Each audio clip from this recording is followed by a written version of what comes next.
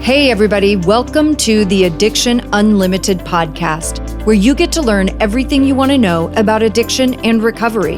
I'm your host, Angela Pugh, co-founder of Kansas City Recovery, life coach, and recovering alcoholic. To learn more about me, you can listen to episode 0 on your podcast app or find us on the web at addictionunlimited.com.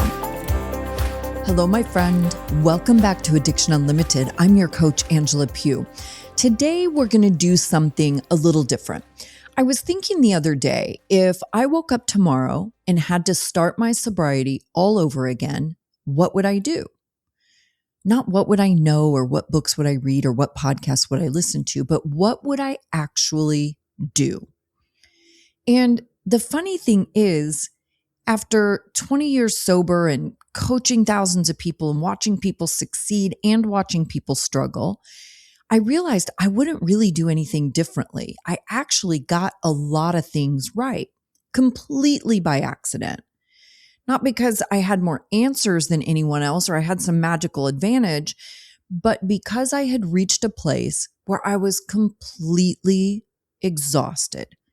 I wasn't trying to negotiate anymore. I wasn't trying to prove that I wasn't that bad. I wasn't trying to figure out how to keep alcohol in my life. I was done. I fully surrendered. And I think surrender is one of the most misunderstood words in recovery. I think people hear surrender and they think it means giving up or like something's wrong with them or they're weak or something, I don't know, like they're losing. But I think it's the exact opposite. Surrender is the moment you stop fighting reality. It's the moment you stop trying to make alcohol behave the way you want it to. It's the moment you finally say, okay, I can't live like this anymore. Something has to change. And once I made that decision, everything else got simpler, right? Not easier necessarily, but simpler. So today I want to walk you through the 5 things I would still do if I had to start over tomorrow. Because these aren't trendy recovery hacks. They're principles, right? Foundational principles. And I think they'll help you whether you're on day 1, day 30, or even if you've been sober for a few years and you're just feeling kind of stuck. The very first thing I would do is stop negotiating with alcohol. This is something I did without even realizing how valuable it was or what a major effect it had on my whole journey.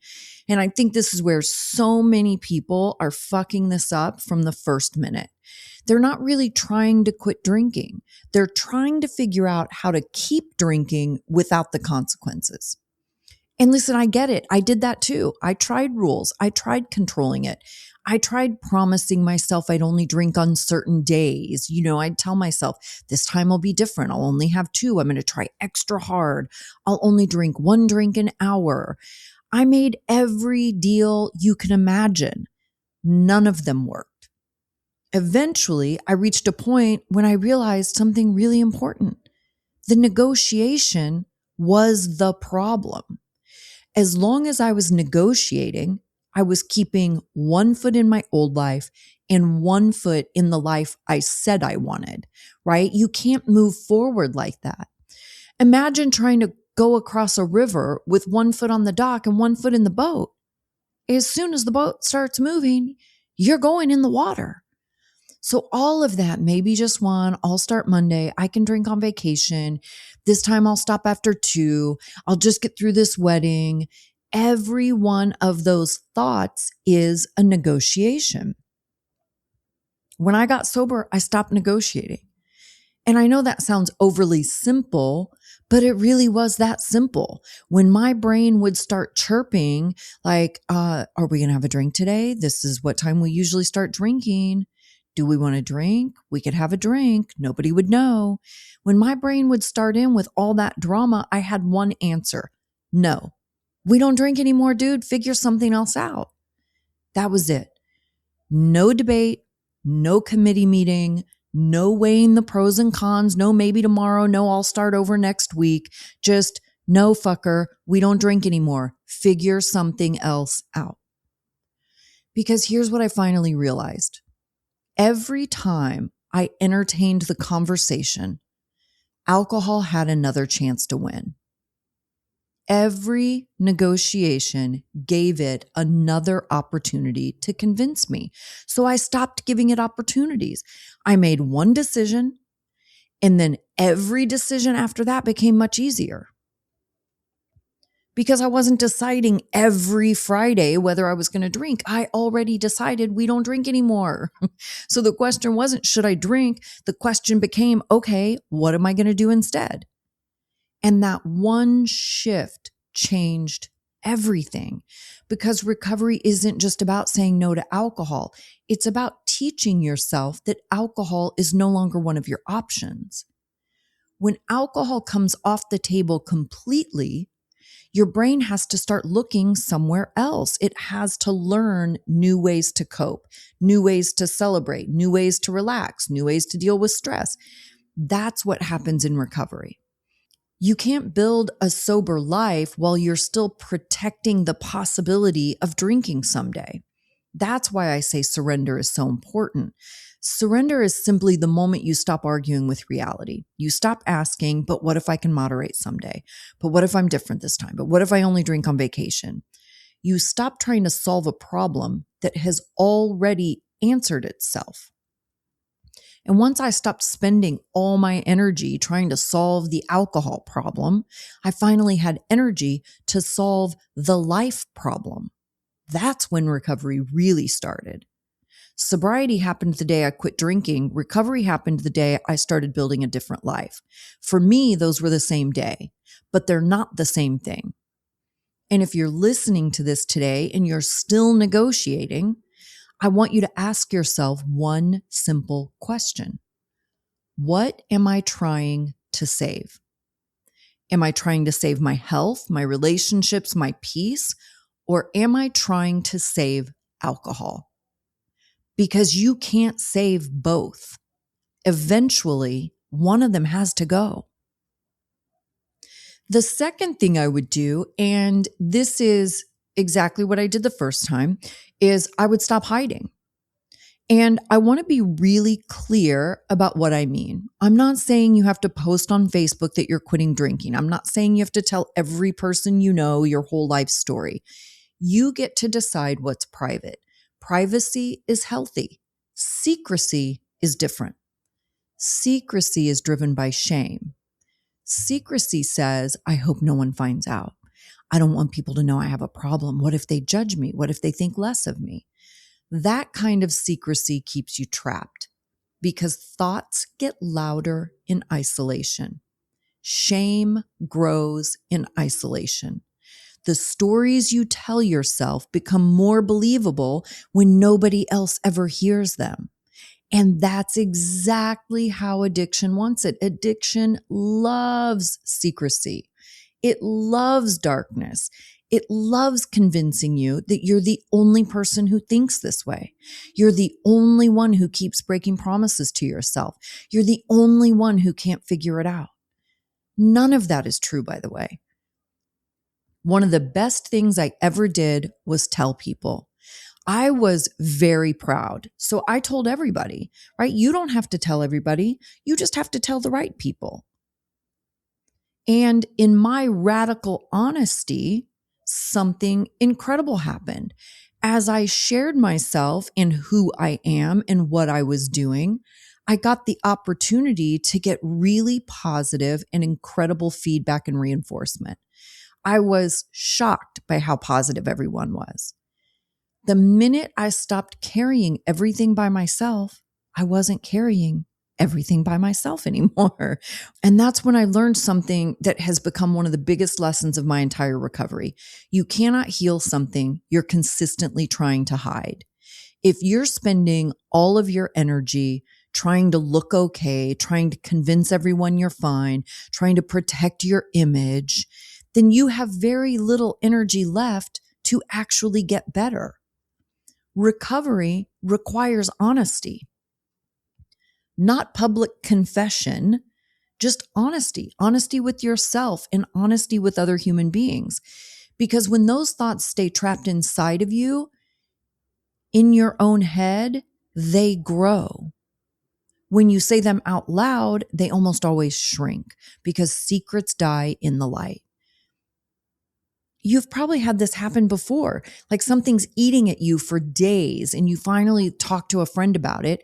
And halfway through telling them about it, you think, wow, this doesn't sound nearly as true as it did in my head, right? Or after that conversation, you're like, oh my God, I feel so much better. That's what honesty does. It puts reality back in the room, and recovery needs reality.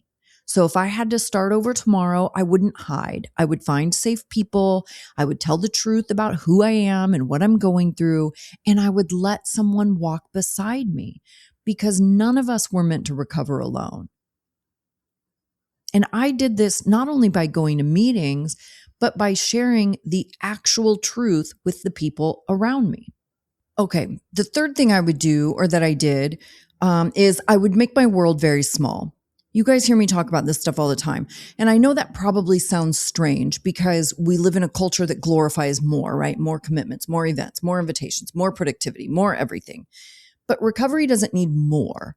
Recovery needs space to breathe, especially when it's new. When I got sober, I wasn't trying to prove how strong I was. I wasn't trying to show everyone I could still go to happy hour. I wasn't trying to see how many parties I could survive or testing myself. Those are amateur moves. I wasn't trying to white knuckle my way through every temptation just to prove a point, right? I gave myself permission to have one job, get sober. That was it. I went to meetings. I spent time with people who supported my sobriety. I went home, I rested, I ate, and I repeated that over and over again. And I didn't apologize for it. I think one of the biggest mistakes people make is expecting themselves to live exactly the same life, just without alcohol. Same schedule, same friends, same parties, same stress, same routines, just don't drink. That's just asking way too much of yourself. You're trying to change one of the biggest coping mechanisms you've ever had. Of course, life is going to look different for a minute, and that's okay. In fact, it's necessary. If you broke your leg, nobody would expect you to run a marathon while it healed, right? You'd slow down, you'd protect it, you'd give it time to get stronger. Recovery deserves that same respect. It doesn't have to be forever, but for a little while. It's okay if your life revolves around getting well. It should. Because here's what happens. People say, I don't have time for meetings. I don't have time to journal. I don't have time to work on myself. Well, somehow you always had time to drink. You always made time to recover from drinking. There was always time to lay awake at 2 a.m, replaying everything that happened the night before. Right? Alcohol demanded hours of your life every single week. Recovery is simply asking you to invest some of those hours back into yourself. And here's the beautiful part. The smaller I made my world in the beginning, the bigger my life became later, because I wasn't shrinking my life forever. I was creating a foundation strong enough to build on. That's what you're doing when you temporarily make your life smaller. You're building your foundation. And once it's a little stronger, then you venture out a little bit. Okay, next thing. The fourth thing I would do is let other people help me. And yes, I know for a lot of us, that's easier said than done. Because if you're anything like me, you've spent most of your life believing you should be able to figure it out by yourself. You don't want to bother anyone. You don't want to look like you don't have it all together. You don't want people to think you're a mess. You don't want to ask for help. So you tell yourself, I've got this. I'll figure it out. I just need to try harder. But here's the truth. The same brain that got you into this mess isn't the brain that's going to get you out of it. You've heard me say this. I couldn't use my broken thinking to fix my broken thinking. When I first got sober, I didn't even trust my own thinking. I couldn't. It wasn't trustworthy. My brain had spent years convincing me that drinking was the answer to everything. Celebrate, drink. Bad day, drink. Stress, drink. Lonely, drink. Anxious, drink. My brain had one solution for every problem. So why would I suddenly trust it to lead me into recovery? I didn't. It just didn't make sense. So I learned from other people's experience. I listened, I asked questions, I took suggestions, not because those people were smarter than me, not because they were better than me, but because they already solved the problem I was trying to solve, right? They already had the answers. They had peace, they had freedom, they had a life that wasn't controlled by alcohol. And I definitely trusted that more than my crazy thoughts, right? That's wisdom. And I think sometimes we confuse independence with strength, right? They're not the same thing. Real strength is being willing to say, I don't know how to do this yet. Can you help me? And here's something I've learned from coaching over the years too. The people who struggle the most are often the people who insist on doing everything alone. Not because they're not capable, but because they're isolated. They're trying to solve every problem inside the same mind that created all the fear, shame, and anxiety. Recovery was never meant to be a solo sport. Whether your support comes from meetings, a coach, a therapist, another recovery community, it doesn't matter. What matters is that you stop believing you have to carry all of this by yourself. Because healing happens in connection, not in isolation. And the last thing I would do, and honestly, this is what everything else has been leading up to, I would stop making alcohol the center of the story. I know that sounds weird, but hear me out. If your entire recovery becomes about alcohol, thinking about alcohol, missing alcohol, fighting alcohol, avoiding alcohol, then alcohol is still running your life. It's your higher power. It's just running your life from another direction. The goal isn't to spend the rest of your life resisting alcohol. The goal is to build a life where alcohol doesn't fit anymore. A life that is fun and fulfilling and peaceful. So alcohol just doesn't make sense. That's recovery. Recovery is learning how to sit with your feelings instead of running from them. It's learning how to have hard conversations, how to set boundaries, how to disappoint people without falling apart, how to calm your own nervous system. It's learning that boredom won't kill you and anxiety is survivable, right? It's learning that loneliness doesn't last forever. It's learning to trust yourself again. Those are the things that change your life. Quitting drinking is one decision. Recovery is thousands of tiny decisions.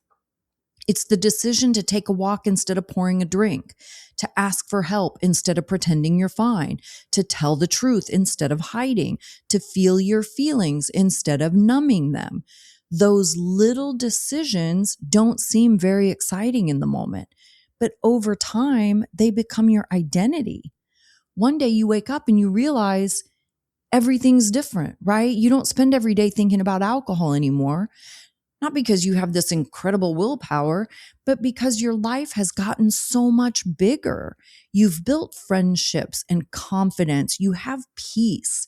You built a relationship with yourself that doesn't require escape. And that's the life I want for you, not just a sober life, a free life. Because sobriety is quitting drinking. Recovery is becoming the person you were always capable of being once alcohol stopped getting in the way. And if I had to start over tomorrow, I'd do exactly what I did the first time. Surrender. I would stop negotiating, stop hiding, let people help me, and make recovery my priority. And then I'd get busy building a life I was excited to wake up to. Because at the end of the day, that's what recovery has always been about. Not losing alcohol, but finally getting your life back. So if you take nothing else away from this episode, I hope it's this. Recovery isn't about finding the perfect strategy. It's about making a decision and then honoring that decision one day at a time. I didn't stay sober because I had more willpower than anyone else. I stayed sober because I stopped negotiating. I wasn't hiding. I let people help me, and I gave myself permission to make recovery my priority. And then I spent years building a life that I didn't need alcohol to survive. And that's what I want for you. Because I know some of you are listening to this today and thinking like, oh, I've already tried. I've quit 100 times. Maybe I just don't have what it takes. And please don't confuse repeated attempts with failure. Every time you've tried, you've learned something. The question isn't whether you're capable of recovery. Of course you are. The question is whether you're willing to approach it differently. Because what I know after coaching thousands of people over the last 20 years, the people who build lasting sobriety aren't the strongest. They're not the smartest. They're not the ones with the easiest lives or the most money. They're the ones who stop trying to do it alone. They're the ones who stop protecting alcohol, who become willing to build something better. And you can easily be one of those people. No matter how many times you've started over, no matter how much shame you're carrying, no matter how long you've been stuck, you are one decision away from changing the direction of your life. Not because everything changes overnight, but because every great recovery starts with one honest decision. Remember what I said to my brain. We don't drink anymore, dude. Let's figure something else out. And if you want help figuring out what that something else looks like, that's exactly what I do. Whether you're just getting started, you've been stuck in the cycle of quitting and starting over, or you've got some sober time, but know you're still carrying around the same anxiety, the patterns, the same emotional baggage, I can help. Go to addictionunlimited.com/call and book a call with me if you're ready to get serious about change. We'll spend some time talking about where you are, what's been keeping you stuck, and what the right next step looks like for you. addictionunlimited.com/call. And if we're a good fit to work together, I'll tell you what that looks like and what program is the best fit. There are options to work directly with me as low as $600 all the way up to $3,500. Either way, you don't have to keep trying to figure this out by yourself and ending up back at day one. When you're done screwing around with all the drama and you're exhausted with wasting your time over and over again, I'm your person. addictionunlimited.com/call. Thank you so much for spending this time with me today. If this episode helped you, would you do me a favor and share it with someone? Recovery spreads one conversation at a time, and you never know who might need to hear this. I love you, my friend. Thank you for being here with me today. I hope you're having a fantastic day, and I will see you next week. You've reached the end of another great episode of the Addiction Unlimited podcast. Candid and honest conversation about addiction and recovery. Be sure to visit us at addictionunlimited.com to join the conversation and access show notes and links to everything we talked about. Love this episode? Please take 30 seconds to subscribe, rate, and review on iTunes to help us improve and give you the information you want. Thanks for listening. See you next week.